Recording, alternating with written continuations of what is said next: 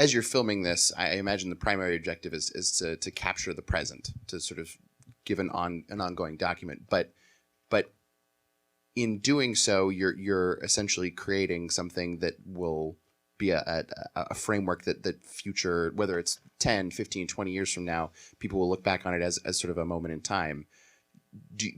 Are you aware of that as you're putting the film together, that this is something that could be seen in the future, or are you looking to educate more in the present?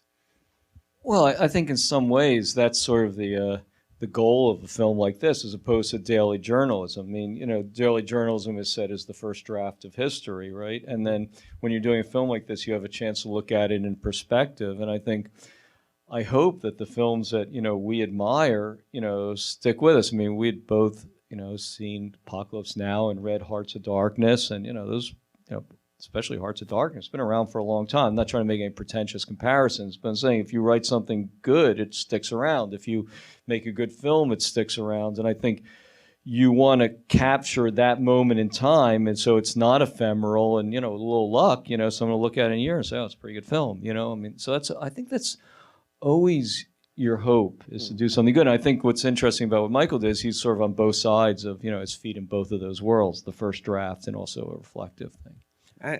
And also, obviously this film, records a moment, the birth of the Islamic State and the certain conditions of that period of the Iraq War. Yes, now that can be informative and instructive in trying to understand the events as they're playing out right now. But forget all of that. Put that just aside.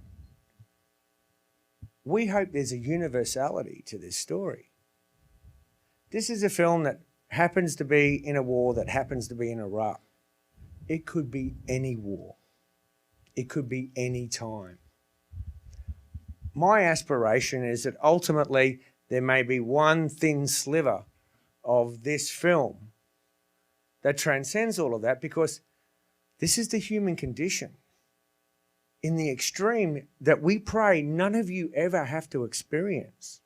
Because you don't know who you are until you have to be tested like that. You don't know how far you will go. And that's regardless of a US invasion. That's regardless of the emergence of a new terror apparatus. This is the nature of us. Yeah, so just to add, we had a screening last week at Stanford where I teach, and someone came up to me afterwards and said, his son's getting into video games and he's a great kid, and he said, but he has this view of like war that's coming out of video games, and he said, look, I want to go home and talk to him about it, because war is from a first-person shooter game. It's a sort of different animal than, the sort of stuff that you're seeing in the film. And I think on some level, you hope you can contribute to that as a way, is to have a sense of the realism of what, the soldiers experience, what Michael experienced, what the civilians experience. I mean, you're trying to paint a real picture, which is sometimes missing, in just the general society that we're in. And something that we hope serves to assist that understanding is that if there is such a thing as an unwitting documentary, then this is it. I mean, I never set out to be a filmmaker. I wasn't filming this stuff to broadcast. I was a writer who bought a camera on the black market in Kurdistan in the days before the invasion, but who quickly learned the value of the camera as a notebook, and a decade later, the value of those tapes as my visual memory.